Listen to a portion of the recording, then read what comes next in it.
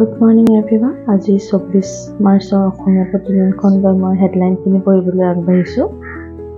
কুজ ৰাজমুখীক লৈ চৰকাৰক আক্ৰমণ কৰিবলৈ আহ্বান। গোসাইগাঁৱত কমতাপুৰ ষ্টেট ডিমাণ্ড কাউন্সিলৰ বিশাল জনসমাৱেশ। জনজাতিকৰণ কমতাপুৰ ৰাজ্যৰ দাবী 3 মাহৰ ভিতৰত পূৰণ নহ'লে বিজেপিক বৰ্জন হুংকাৰ। বিধানসভাত মৰিয়নী বিধায়কৰ গুণ্ডাগিৰিক লৈ বিজেপিত তীব্ৰ জোকাৰণি। ৰূপজ্যোতিক লৈ বিপৰীত মেৰুত দল চৰকাৰ। ৰাজ্যিক সভাপতি দিলীপ শইকীয়াই উদণ্ডৰ ৰূপজ্যোতি কৰ্মীৰ ক্ষমা খুজিবলৈ নিৰ্দেশ দিয়াৰ বিপৰীতে বিধানসভাৰ অধ্যক্ষ উপাধ্যক্ষৰ কৰ্মীক ৰক্ষণাবেক্ষণৰ নিৰ্লজ্জ চেষ্টা। কৰ্মী ঘটনাৰ পৰা সংযমৰহে শিক্ষা ল'বলৈ উভয় পক্ষকে আহ্বান জনাই দায়িত্ব সামৰিলে অধ্যক্ষ দৈমাৰীয়ে।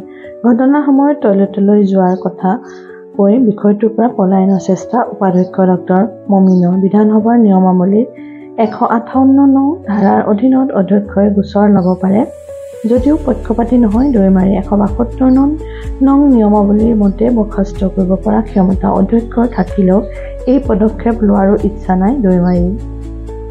উচ্চতৰ মাধ্যমিকৰ পৰীক্ষাৰ মাজতে অনুষ্ঠিত হ'ব পঞ্চায়ত নিৰ্বাচন। টিঙৰ পৰা ননমা শিক্ষামন্ত্ৰীৰ দাবী বৰ্ডৰ গাত কোনো দোষ নাই। স্কুলৰ পৰা প্ৰশ্নকাকত ফাদিল হৈছিল। প্ৰশ্নকাকত ফাদিল, পৰীক্ষা বাতিল। শিক্ষা পৰিষদৰ অধ্যক্ষ পৰীক্ষা নিয়ন্ত্ৰকক বৰ্খাস্তৰ দাবী দল সংগঠনৰ। পৰীক্ষা বিসংগতিৰ মূল ব্যক্তি জৈনৰ বাবেই অধ্যক্ষৰ কাৰ্যকাল 65 পৰা 70 বছৰলৈ বৃদ্ধি কৰিলে চৰকাৰে।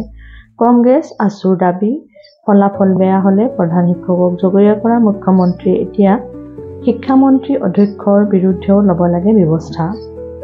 3 নম্বৰ পৃষ্ঠাত আছে ব্যক্তিগত খণ্ডৰ দপদপনিৰ মাজতে চৰকাৰী বিদ্যালয়লৈ আহিছে আশাৰ বতৰা।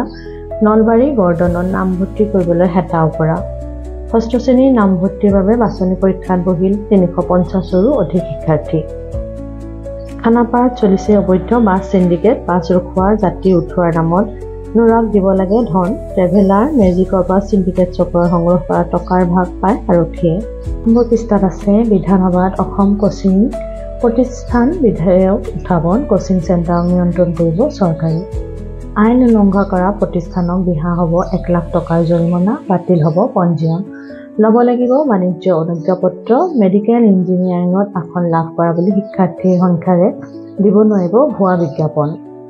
গুৱাহাটীৰ বাতৰিত আছে বৰ্ষাপাৰাত RPLৰ খেল। আৱৰ্জনা নিষ্কাশনত ব্যৰ্থ GMCৰ আজব কাণ্ড। পুনৰ নেটেৰে ঢাকিলে কদৰ্য মৰা ভৰলু। GMCৰ অদ্ভুত কাণ্ডত ক্ষুব্ধ ছেভ ভৰলু অভিযান। বিধানসভাত উত্থাপন হোৱাৰ পিছতো নৈখনৰ পৰিষ্কাৰণত কোনো ব্যৱস্থা লোৱা নহ'ল। খেলৰ বাতৰিত আছে ঈশান কিষাণৰ দুৰ্দান্ত শতক। অভিষেক সুখকৰ নহ'ল কেপ্টেইন ৰিয়ানৰ। ছানৰাইজাৰ্ছৰ তাণ্ডৱত দিশাহাৰা ৰয়েলছ। অসমীয়া প্ৰতিদিনৰ মিষ্টাৰ শৰাইঘাট খিতাপজয়ী ৰিংকু দাস। গৃহভূমিত প্ৰথম মেচতে ধৰাশায়ী চেম্পিয়ন। বিজয়ৰ লক্ষ্যৰে গুৱাহাটীত KKR। গুৱাহাটীৰ আশাভংগ ইডেনত কলকাতা লক্ষ্ণৌৰ মেচ। অন্তিম পৃষ্ঠাত আছে ছাত্ৰ নেতৃত্বৰ বক্তব্যক অপৰিপক্ক আখ্যা সেনাপ্ৰধান জেনেৰেল ৱাকাৰৰ। গৃহযুদ্ধৰ পথত বাংলাদেশ বিস্ফোৰক ফেচবুক পোষ্টক লৈ তোলপাৰ। এয়া আছিল আজি অসমীয়া প্ৰতিদিনখনৰ মূল হেডলাইনখিনি। আপোনালোকে মোৰ চেনেলটো লাইক আৰু ছাবস্ক্ৰাইব কৰিবলৈ নাপাহৰিব। আপোনালোকৰ আজিৰ দিনটো শুভ হওক। নমস্কাৰ।